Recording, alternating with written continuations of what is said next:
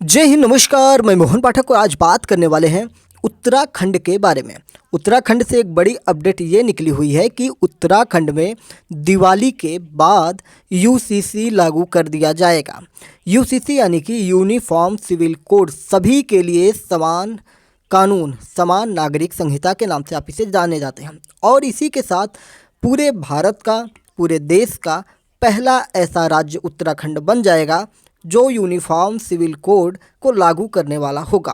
राज्य सरकार इसे लेकर सत्र बुलाने के लिए तैयारी भी कर रही है।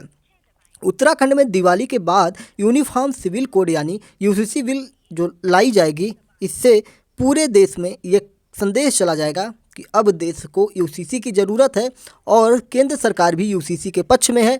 उत्तराखंड की बात करें तो उत्तराखंड में ही केंद्र सरकार की पार्टी वाली ही सरकार वहाँ पे है, यानी कि भारतीय जनता पार्टी की सरकार है, इसलिए इनको लागू करने में बहुत ज़्यादा परेशानी होने वाली नहीं है।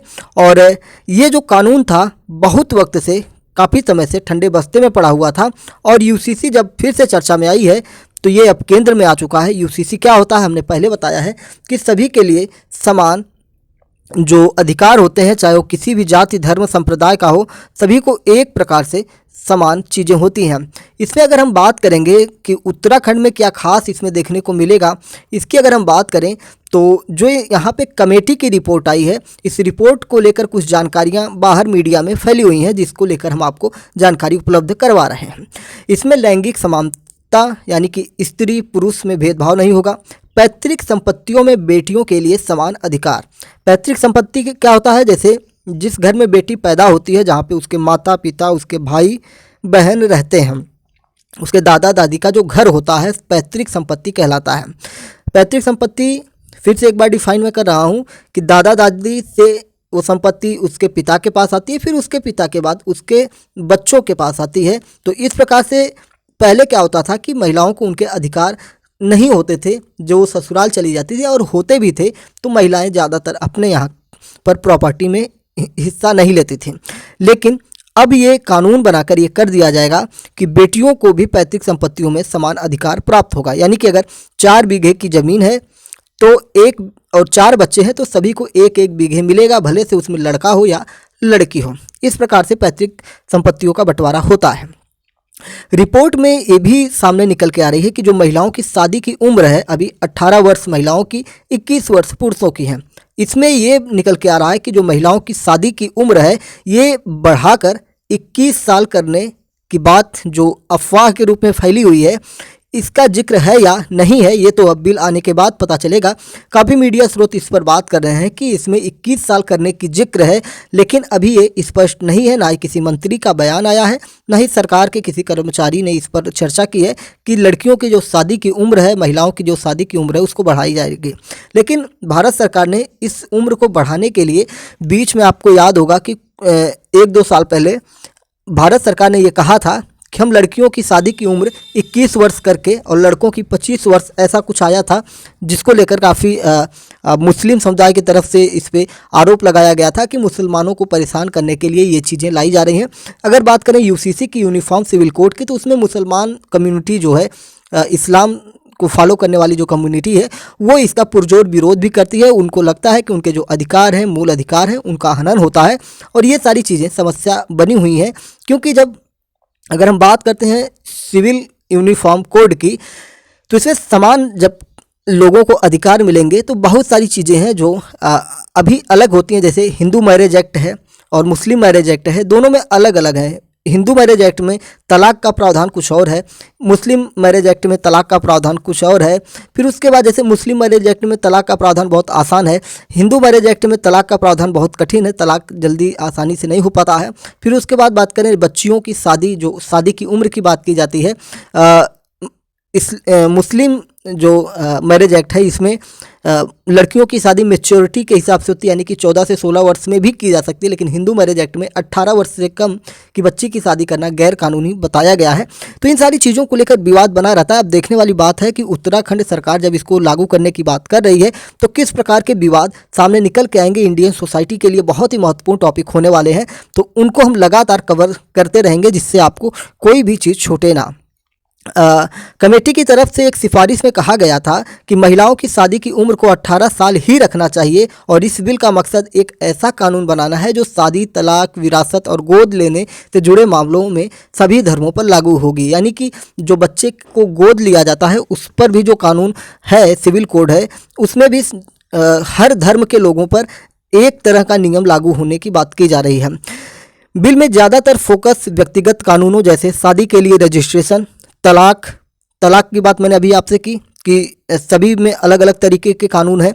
संपत्ति अधिकार, जो पैतृक संपत्ति है, अंतर्राज्य संपत्ति अधिकार, रख रखाव, बच्चों की कस्टडी किसके पास होगी आदि में एक रूपता लाने की बात की जा रही है।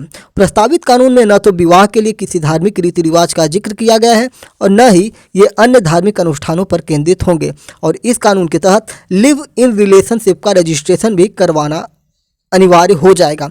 बहुत बड़ी बात निकल के आ रही है कि जैसे आजकल लड़के लड़कियां आराम से एक कल्चर निकल चुका है भारत में, जो पश्चिमी सभ्यता था वो भारतीय कल्चर में आ गया कि अब भारत की सुप्रीम कोर्ट ने भी इसके लिए इजाज़त दे रखी है कि कोई भी व्यक्ति अपनी इच्छा से किसी भी स्त्री या कोई स्त्री अपनी इच्छा से किसी पुरुष के साथ लिव इन रिलेशनशिप में रह सकती है। यानी कि अपने घर से बाहर एक अलग जगह पर दोनों बिना शादी किए हुए एक साथ रह सकते हैं। ये जो हिंदुइज्म होता है या इंडियन कल्चर है उसके खिलाफ माना जाता है।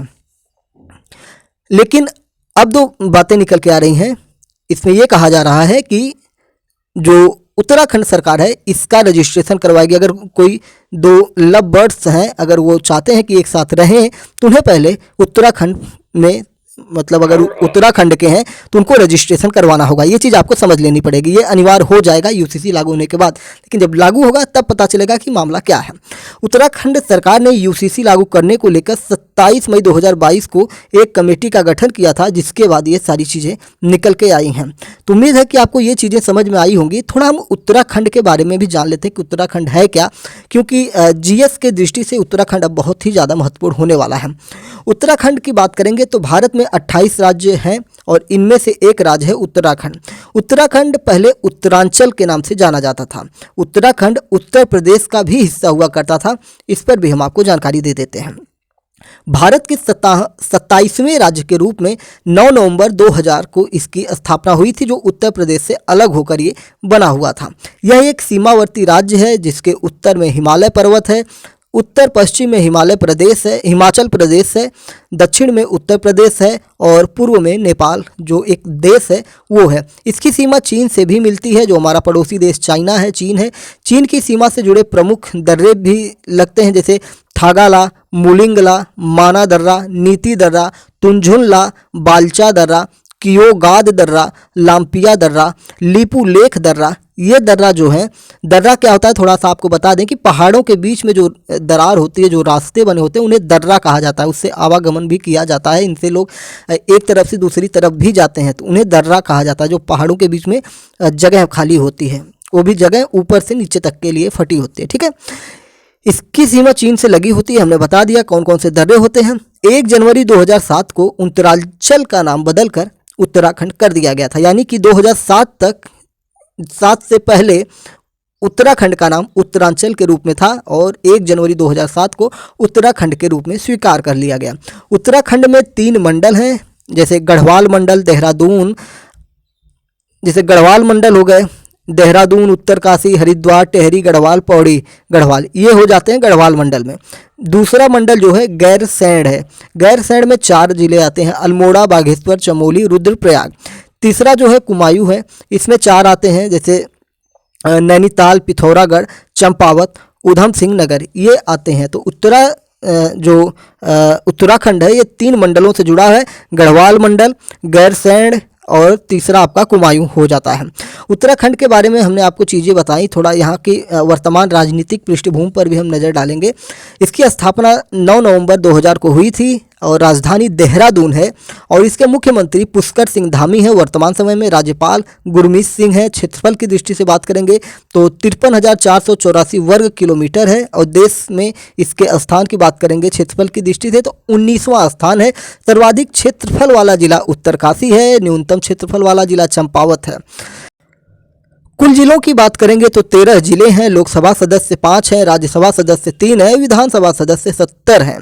जनसंख्या की दृष्टि बात करेंगे तो जनसंख्या की दृष्टि से भी ये 19वां स्थान देश में आता है 2011 के जनगणना के अनुसार।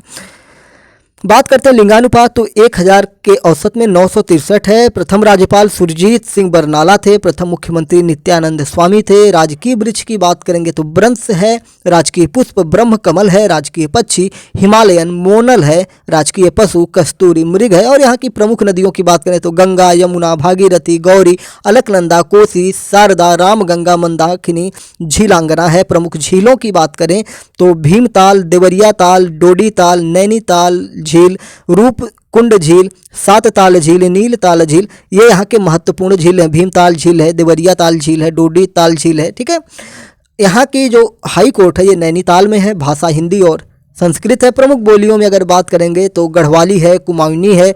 और मेले की बात करेंगे तो यहाँ पे जिस प्रकार से पूरे देश में कुंभ लगाए जाते हैं कई जगहों पर, उसी में से एक अर्ध कुंभ मेला जो होता है हरिद्वार में लगता है। हर 12 वर्ष के बाद प्रमुख मेला जो होता है प्रयागराज में यानी कि उत्तर प्रदेश में लगता है, लेकिन अर्ध कुंभ मेला हरिद्वार में भी लगता है, नासिक में लगता है, हरिद्वार में लगता है। ठीक है, यहाँ पे अगर कला और शिल्प की बात करेंगे तो एपन, भित्ति चित्र, मंदिर वास्तुकला, लकड़ी पर नक्काशी होती है। 4 धामों की बात करेंगे तो यहाँ पे 4 धाम हैं, बद्रीनाथ, केदारनाथ, गंगोत्री और यमुनोत्री। प्रमुख जनजातियों की बात करेंगे तो जौनसारीज, थारू, राजी, बुक्सा और भोटिया यहाँ पे जनजातियाँ हैं। ग्लेशियर्स की बात करेंगे तो मिलाम, माइकटोली, नामिक, पिंडारी, रालाम कफिनी, दूनागिरी, गंगोत्री, यमुनोत्री, नंदा देवी, ये ग्लेशियर है। यहाँ पे वनों का क्षेत्रफल 66% है, यानी कि बहुत ही सुंदर राज्य है पर्यटन की दृष्टि से, प्रकृति की दृष्टि से। और यहाँ की सबसे ऊंची चोटी जो पर्वत चोटी है, शिखर है, उसे नंदा देवी के नाम से जाना जाता है। और इसकी जो ऊंचाई है 7816 मीटर है और भारत में दूसरे स्थान पर माना जाता है। तो इस प्रकार से हमने जान लिया पूरा का पूरा उत्तराखंड के बारे में। उत्तराखंड में यूनिफॉर्म सिविल कोड लागू होने वाला है और बातें निकल के आई हैं तो दिवाली के बाद ये लागू हो जाएंगी और विधानसभा सत्र में पास हो जाएगा। तो उम्मीद है कि चीज़ें आपको समझ में आई होंगी। आप देख रहे हैं MPS Hindi YouTube channel, news explainer YouTube channel है, जहां पे डेली करंट अफेयर्स और न्यूज एनालिसिस आपको प्राप्त होते रहते हैं। चैनल पर नए हैं तो चैनल को सब्सक्राइब करिएगा, अपने विचार भी यूनिफॉर्म सिविल कोड पर बताइएगा और भी जो अपडेट निकल के आएंगे उत्तराखंड से उनको हम अगली बार जरूर लेंगे। और जब ये लागू हो जाएगा तब हम बहुत ज़्यादा डिटेल में एक्सप्लेन करके आपको यूनिफॉर्म सिविल कोड के बारे में भी चर्चा कर लेंगे। आज हमने थोड़ी सी जानकारी इसके बारे में ली है जो अब तक की अपडेट थी। तो चलिए फिर मिलते हैं अगले वीडियो में, तब तक के लिए जय हिंद, नमस्कार, भारत माता की जय।